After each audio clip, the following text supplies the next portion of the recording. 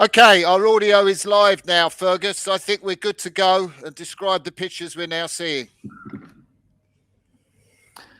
Yeah, and it certainly looks bumpy, doesn't it, Crossy, for the 15th running of the women's Wingfield Sculls, and I think we can see live on our screens that we're kicked off and we are underway on the championship course. Yeah, the camera focusing on, I think, Catherine Mole there, the sculler from Leeds Rowing Club. And there you can see the scullers. They're having real difficulty in these conditions, aren't they? So Yeah. You can see, I think, oh, look at that, catching crabs. That's worse than it was in the Olympics in Tokyo this year. Yeah, it's certainly looking pretty brutal at the moment. I think based off the weather forecast that we've been getting in and the updates, we've had rainfall all night, so it's going to be a pretty powerful beast, that tideway today. But I think just to run through all the competitors that we've got out competing, they're lined up lanes 1 to 5 from Surrey to Middlesex side. We've got Megan Jackson of Upper Thames, lane 1, Catherine Moore, we've said, from Leeds Rowing Club, Lola Anderson, Leander next to her clubmate Georgina Brayshaw, and Grace Bake of London Rowing Club, lane 5, closest to the Middlesex station.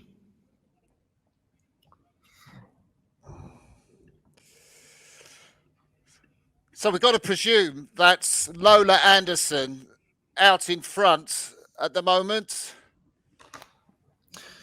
Yeah, I think it certainly looks like it. And I think thanks to the power of Ludum, we've got some pretty epic GPS trackers on all of these athletes. So we're hoping to be able to get all their heart rate data, their GPS positioning at the moment. So I would say, looking at that tracker, Martin, we've got a good tussle between Lola and Grace Bake, the local from London Rowing Club, out in front. Both of them sitting sort of 27, 28 strokes a minute. And to be honest, you wouldn't want to be much higher in these conditions.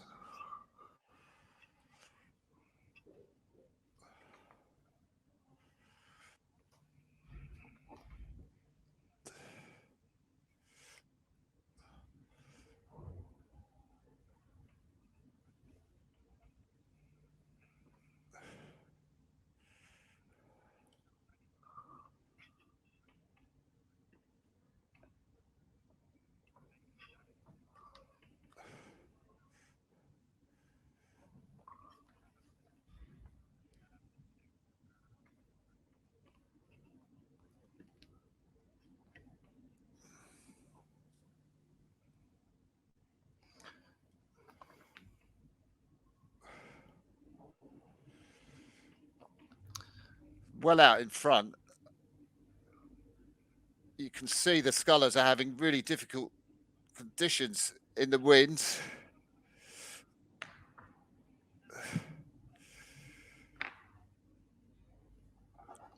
Scullers just doing their best to survive, really, keeping the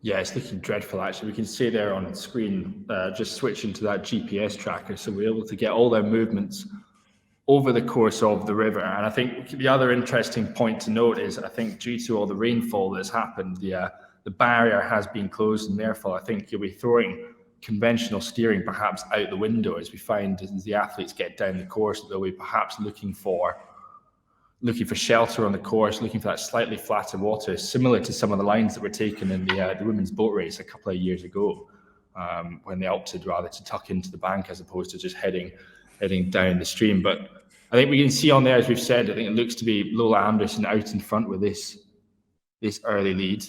But I think you've got to have a really good race between Katie Mole and Grace Baker. The two of them obviously really close to each other at Sculler's Head a couple of weeks ago, so they'll be very used to these conditions that will be, well, used to this course, I should say, that they're currently racing on at the moment. Lola Anderson out in front. You can see her in the distance, just going round that first bend to Middlesex, coming up past the milepost. And we can see that her pulse rate is up around 179 beats per minute. It's not the highest of the Scullers racing. Catherine Mole is up at 184 beats per minute. But Lola Anderson's speed, boat speed, is 154, 152 per 500 meters, and that is about 10 seconds quicker than any of the other scullers in the race. And she continues to scull away, the 23-year-old from Leander, winner, of course, of the Princess Royal Challenge Cup this year at Henley, where she beat Lauren Henry in a final. Lauren Henry just got held off by Lola Anderson after a very fast finish.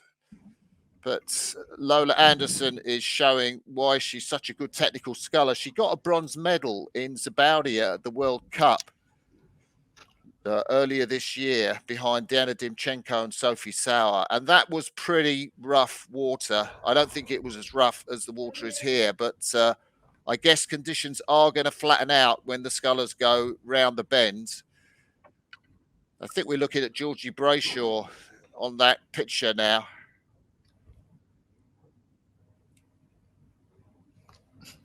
Yeah, I think they'll certainly be hoping that by the time they get up to Hammersmith Bridge, about 2K or so into the race, that it'll flatten out, because if it's going to be like this the entire around the course, it's going to be brutal. It's going to be absolutely brutal. But they'll be hoping as they get up to sort of Harris Depository, then obviously passing Fulham Reach Boat Club on their way up to Hammersmith Bridge, and then round to Chiswick. But we can see, I think it's Lola Anderson well out in front over the rest of the field. But I think it still looks like we've got a pretty good race between Grace Baker of London Rowing Club.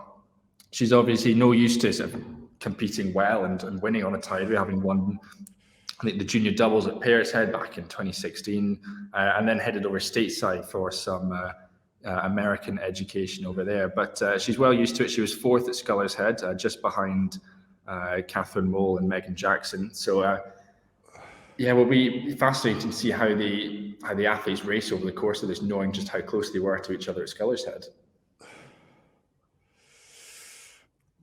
And that's a very interesting track that we can see there.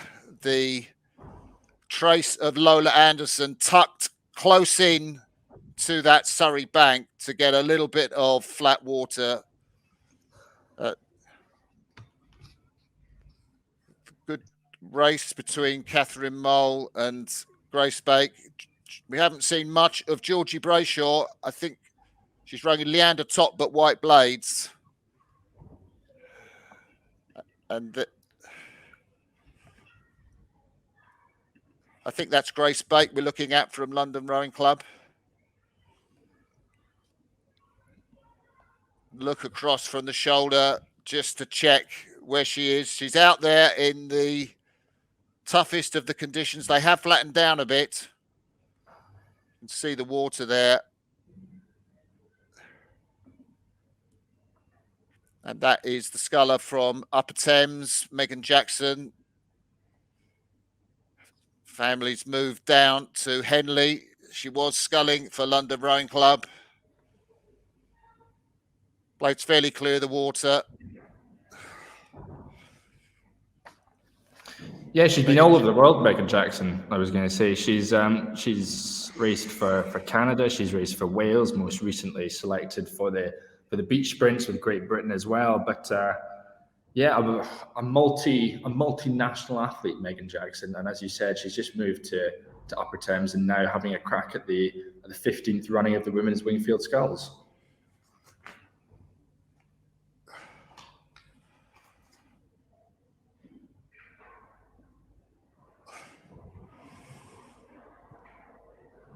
Camera pans round right out in front there. You can see the tracker just on the Google Maps. This is part of the technology that we get now with Ludum helping us, and Lola Anderson coming up to Hammersmith Bridge.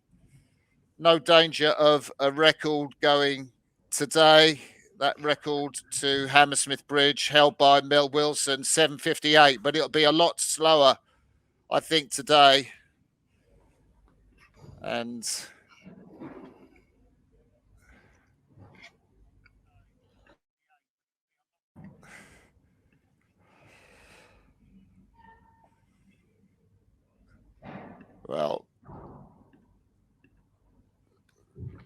there we see on the race tracker that great picture of Lola Anderson just going under Hammersmith Bridge in second place. Catherine Mole of Leeds Rowing Club showing why she came second in the Scullers Head of the River race behind Jess Layden, who won the Scullers Head this year. Catherine Mole lost in the quarterfinals of the Princess Royal Challenge Cup at Henley to Ireland's Lydia Heafy, and she is in front of Grace Bake, who won the club singles at the Scullers Head.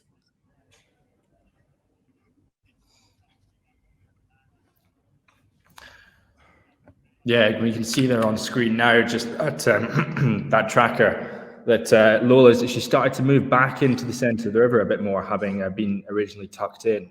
And that's just paid dividends for her, that decision to tuck in. And now that it's flattening out, she can afford to just shift back into the river. But we can see she's moving back over, just as it's probably starting to get a bit rougher again. But do you think we should have seen some of those other scullers, the likes of Grace Bake, Catherine Mole and Megan Jackson? Do you think, Crossy, that they should have tucked in as well? Or do you think, had they done that, the race would have been a bit closer at this stage?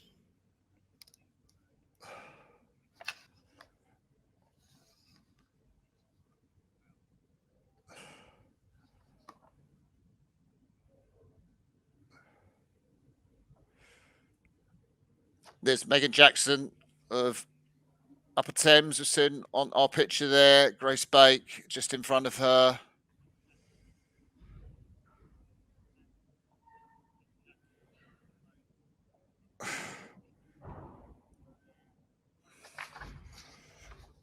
And I think that must be Georgie Brayshaw of Leander just going toe-to-toe with Catherine Mole.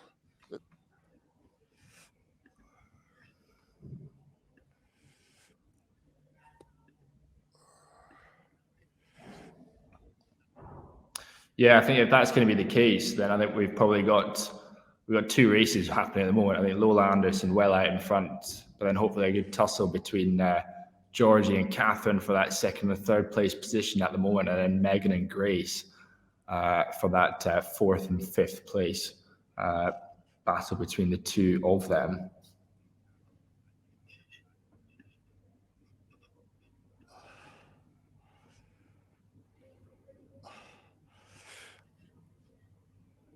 And the reason you're not seeing a trail for Georgie Brayshaw, the 28-year-old Leander Club sculler, is that the GPS is not quite working at the moment. I think that's Georgie Brayshaw with the Leander top out in front. She's run with white blades.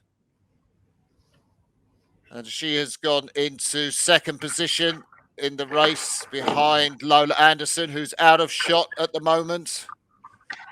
Lola Anderson clear of the field and into nice flat conditions as the scullers go round to Chiswick Ayat.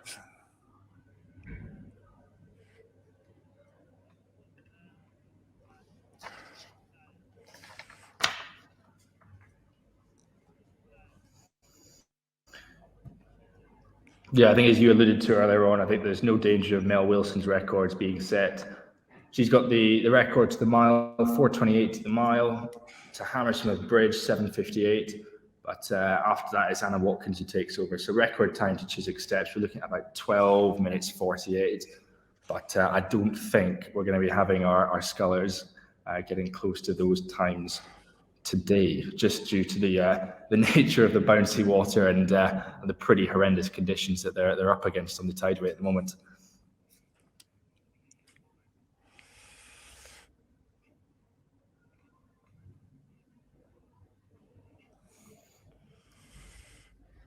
So some of you may be wondering what the data is that's available on the screen. It's a new innovation this year, comes to us courtesy of Ludum, the performance software company. And what it's showing is the 500-meter speed of the athletes and their pulse rate. So out in the front, Lola Anderson, her pulse is 187 beats per minute. She is trucking now. Her 500-meter speed has come down to about 152, sometimes showing 149. Nearest challenger, Georgie Brayshaw. We don't have the data on her, but Megan Jackson is doing 154s, 155s. Catherine Mole, who's just close to Georgie Brayshaw, the sculler from Leeds Rowing Club, she's putting in 152s, 153s. And you can see that on the data at the bottom of the screen. Or in some of your pictures, it's on the top left of the screen.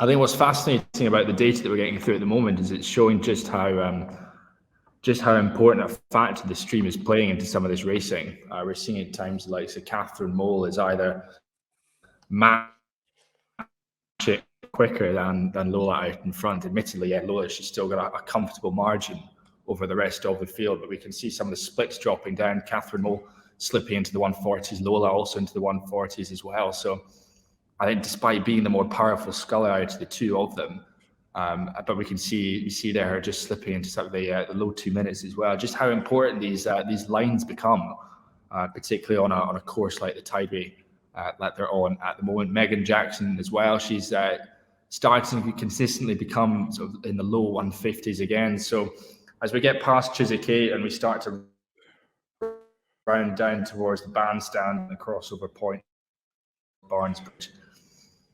Yeah, I think the lines that these scullers take will be very interesting. We see Lola Anderson just starting to tuck back in towards the side of the bank again, rather than opting for the middle, probably more rougher water. Whereas the rest of the field, Grace Bake, Georgie Brayshaw, Catherine Mole, they're still out in the middle of the river at the moment, still trying to tussle out in amongst the wash, the waves and the bounce as well.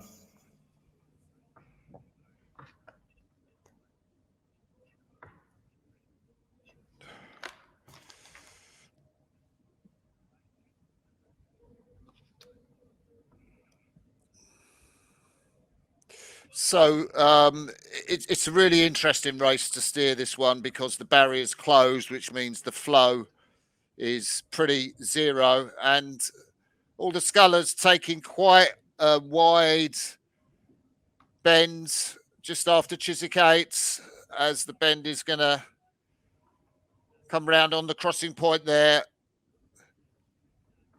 I think that is that Grace Bake we're looking at with London Rowing Club blades.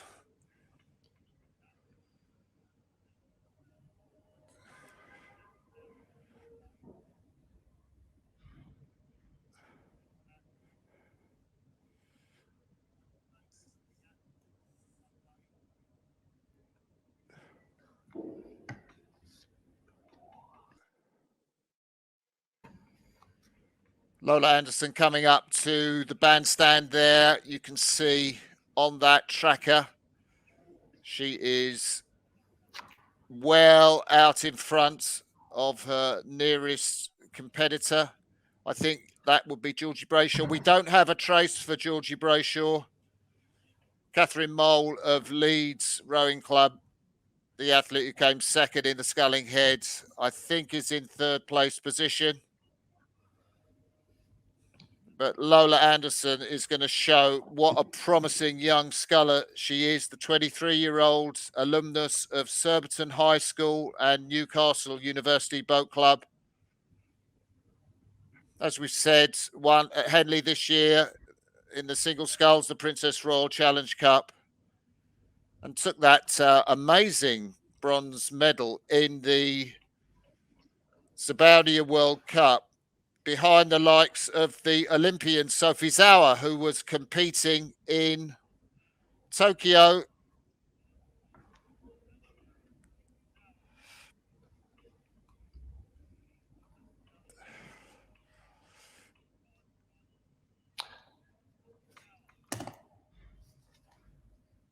Yeah, fairly racking up these outstanding performances, and barring any incident, I think she should be looking forward to adding Wingfield Sculls to that impressive display of results that she's been racking up over recent months or so. But I think it's worth noting, just looking at the rest of the field at the moment, is that we've started to see it open up a bit more at the back of the field between the likes of Megan Jackson and Grace Bake. We're seeing Megan Jackson starting now to pull away. In the past 1,000 meters, 1,500 meters or so is where she's starting to etch out away from Grace Bake. And as we've said, Catherine Moll fairly solidifying that third place position at the moment.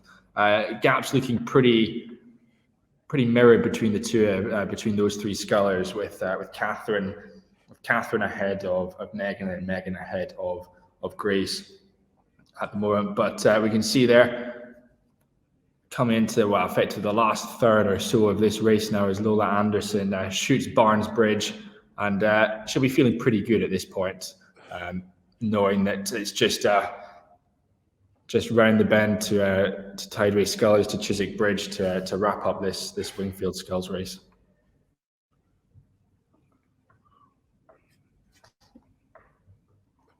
She will be feeling pretty good, and I guess she's been feeling good for a long while in this race. She's known pretty much, I guess, since Hammersmith Bridge. I mean, she was out of sight before Hammersmith Bridge. She's known that she is going to take this Wingfield Sculls Championship, and it's something she's been able to do. Look back on the field, Georgie Brayshaw, Catherine Moll, her nearest challengers, and she has really coped with those rough conditions better than anybody. And we saw in Tokyo how important it was to be able to cope with rough conditions. We saw Stefanos Antousis, the Greek, who won in a surprising way the men's single sculls because he could cope with those rough conditions. And that's a great hallmark to have for a single sculler. And Lola Anderson has got that in spades.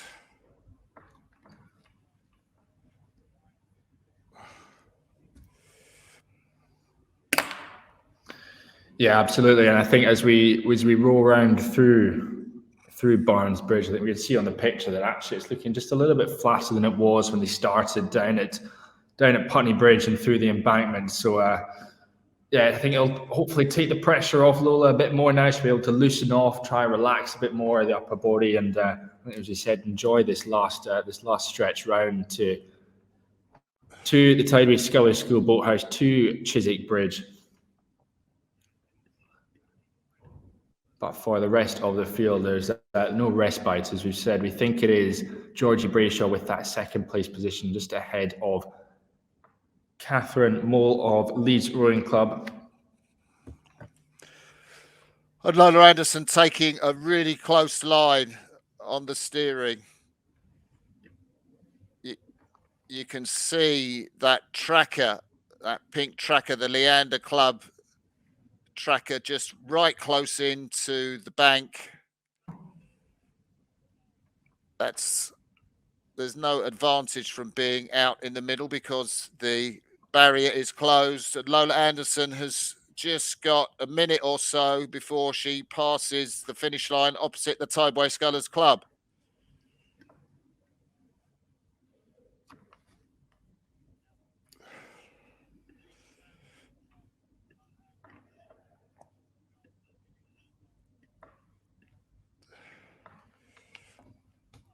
Yeah, you do wonder how much notice these scullers had of this notice that the barrier was going to be shut, and how much planning they actually had in order to prep for this race, this edition of the Wingfields. Because obviously, out in the boats following, they'll have coaches or they'll have friends helping them steer the course, which is obviously a huge addition and a huge benefit for those who don't know the course particularly well. But once you close the barriers and you have all these athletes starting to really cut the bends and take advantage of the quicker lines, then the game fairly opens up, and it's Lola Anderson who's completely taken advantage of that and has the entire way around the course.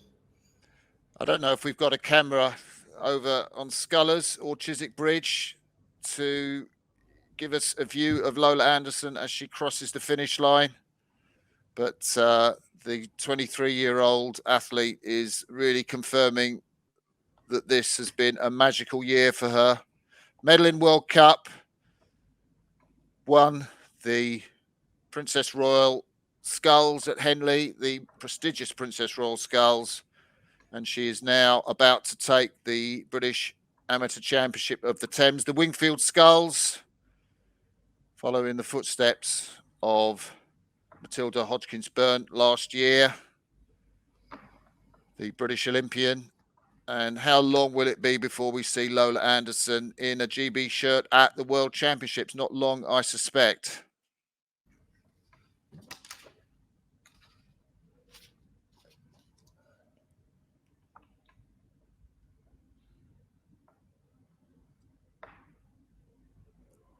So Lola Anderson, I think that's a hand in the air. She crosses the finish line at Chiswick Bridge. The camera focusing on her, just a little dot, but that is the first sculler home. And Lola Anderson's pulse can begin to recover. It's dropping already from the 180 beats per minute that it was when she crossed the finish line. Second place, we think Georgie Brayshaw. We don't have a tracker on her. Well, whoever it is in second place at the moment, it looks to be a fantastic race between them. We can see it on screen that I think there can be no more than a length or two separating as they come into the shadows of Chiswick Bridge. Do you think that's Catherine Mole ahead of Georgie Brayshaw? Do you know what? I think it could be, Crossy. I think it could be. And very interesting to see, again, the lines coming up to TSS, opting for the inside arch, one for the outside. But I think it looked to be Georgie Brayshaw who's taking the inside line. She really did sprint. That was a massive sprint from Georgie Brayshaw just to try and head off Catherine Mole. Can't tell from this camera angle who was in the best position to cross the line. Second place is the Upper Thames sculler. Megan Jackson won the Scullers Head of the River back in 2017. And Megan Jackson is currently, well, her pulse rate, we've got it down at 90 beats per minute. It can't be that low. Surely not.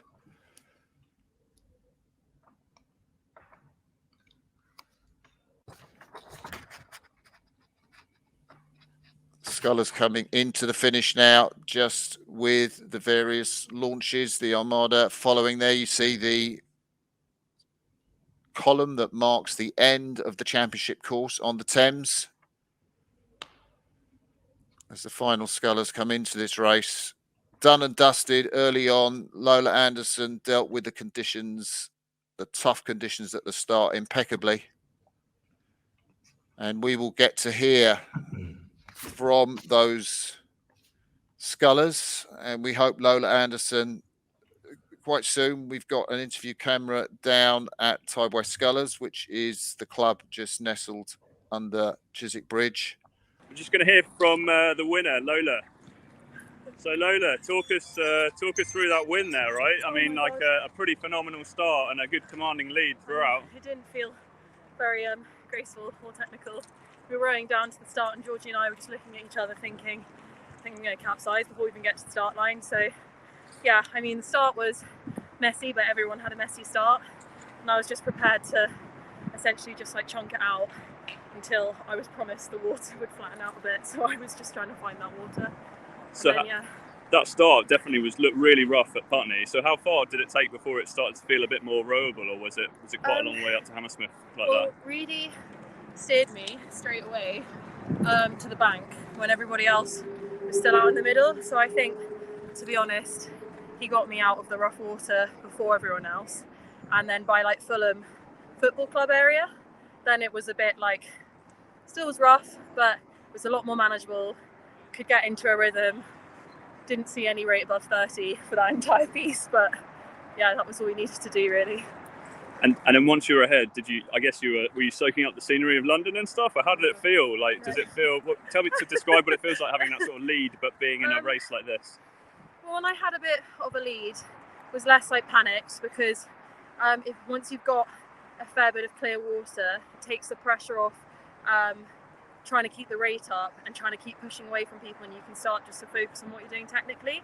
And so in water, when it's slightly uncomfortable and it's quite rough, if you have the luxury just to sort of sit back and think, am I getting my blades out of the water, as opposed to, oh my god, she's sat on me and I need to keep moving. So that, I mean, that's quite a big advantage. So wasn't taking in the scenery, but I wasn't quite as pressed and panicked, I think, as if I was in the middle of the pack. But I think Georgie looks like she had a good row. She's got quite a lot of blood on her, but I think she had a good row. God, yeah, there is. We'll go and have a look at that in a minute. But so, who are you worried about coming back? Like, sort of doing a Georgie mostly, right? Okay. I mean, all the Tideway scullers here, they know what they're doing, so I'm never going to rule anyone out. And everybody was really side by side at the pack, so there was nobody that I was thinking, oh, I'm not worried about them. But Georgie and I, we've been training so closely with each other, it's hard not to think about what she's doing, because I'm very aware of what her strengths are. So yeah, I mean, Georgie was who I was thinking about the most, but I was looking at everyone.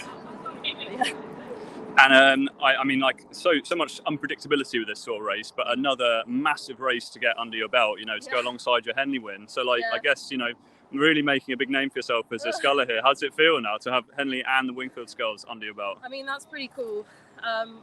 As for Henley, I just kind of, after the World Cup, just wanted to enter into it and see what we could get out of it. So winning Henley was like a bit of a surprise, but really cool.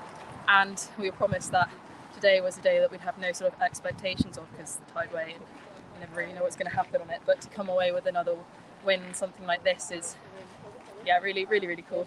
So very happy with this year's training, and hopefully it continues. Amazing, well done. And then, sorry, just before you go, so talking about before the race, obviously, like, it's a big race, side by side. Talk to me about handling pressure and nerves and stuff, because you obviously kept your cool there to be able to get out nice and clean and fast. Any sort of tips or approaches that you really use to help with that? I think everybody has their own sort of routine that they do before racing. I don't like to take it too seriously, so obviously I acknowledge that these are serious races and they're really important, but I don't really like to add extra internal pressure on top of it. So I just like to switch off, talk to people, listen to a bit of music. Any particular music you listen to? Any sort of secret? Are you going to disclose this, or is it? Oh, it's not secret. I have rubbish music taste, so I really don't want to embarrass myself. Oh, go on. I think we're all keen to know. Maybe we can put the soundtrack to your win to that. We were listening to the Adele album a lot, but I think we listened to that this morning. Yeah. That's all right. Well, well done today. Amazing race. Have a good cool down and enjoy the win. We'll see you at the prize giving. Thank you.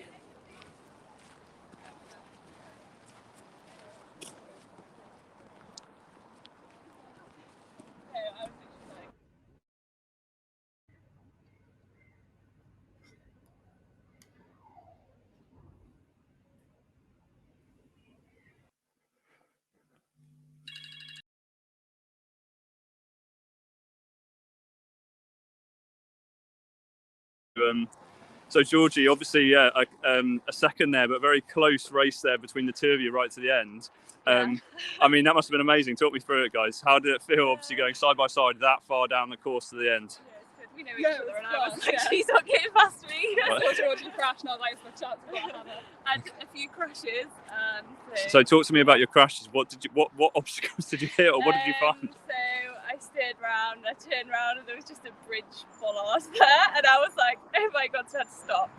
And then after that, I just didn't really get it back together, so I caught a few crabs and just thought, let's try and get to the end of one piece. So, Georgia, obviously, we'll show people quickly, and we won't, obviously, just checking that you are okay. You're not actually sort of risk here of losing too much blood. No. But this probably looks a little bit worse than what it actually is. Yeah, but talk me through what happened here. Did you just catch yourself? Well, it's been cut for a while, but I keep catching. And it's really made a mess, hasn't it? But you're okay, right? Yeah, fine. Okay, but it does look quite dramatic. Yeah, and so yeah, a few crashes, which obviously brought you up level, and sort of talk me through where you felt like you could get back on. Well, I was like trying to follow Georgie's line a bit because I couldn't really see the steerer, so I was sitting on her. And I was trying to follow you. Okay, well, we were just going past each other. And I looked around to check where her line was, and I saw her going for the bridge, and I was like, ooh, that's exciting. And then she had to stop, so I just took the brake right up and put my legs on. But then I realised we weren't actually that close to the finish, so we had to go for battle for quite a long way. Like, that hurt quite a lot. But yeah, it was good. It was good racing. So yeah, nice job. Yeah, well done, Katie. That was amazing. Good. It was really exciting to watch you sort of like both clawing down on the finish line like that. Yeah. And talk me about the experience of doing the race. So Georgie, this is your second time doing the Wingfields. Yeah, it was the tideway is savage, and at the start I didn't handle the conditions at all, and I think I actually went backwards. I think that as in the wrong way. So it was just horrendous at the start, and then it got kind of flat, and I just thought, right, I just need to like chill out and go. So I did, and that's when I like got ahead of everyone, and then no question to the bridge, and that was it. The tideway is just really unforgiving, and it's just like It's pretty brutal, isn't it? But it's a tough race. But I'm glad you've done it. And then Catherine, talk me through your race, sort of. So how did you find it? Yeah, so like the start was the conditions were horrendous. It was just trying to get out and stay with the pack and trying to row well and get the bays in and out of the water was just the main concern. I spent the first half thinking I never want to row on the tideway again, and then it calmed down in the second half, and I was like, I quite like the tideway actually. And that's, it's just good to be, good to like find your breath. Like it's just mad racing. It's good fun. And where did you find where you talk about the sort of moment at which you actually quite enjoyed it? Where did it sort of level out for you, or where did you find that you found some good water that allowed you to do your best sculling? I don't think there's any point I did my best sculling. Oh, good. Or like sculling you're proud of. Yeah, I got the bays in and out of the water. Like I sort of saw Hammersmith in the distance and sort of like got myself together then and just sort of started relaxing and actually enjoying the race and getting my legs on. It was good. Well done, amazing. Well, thanks for talking to us, and well done today. Thank you.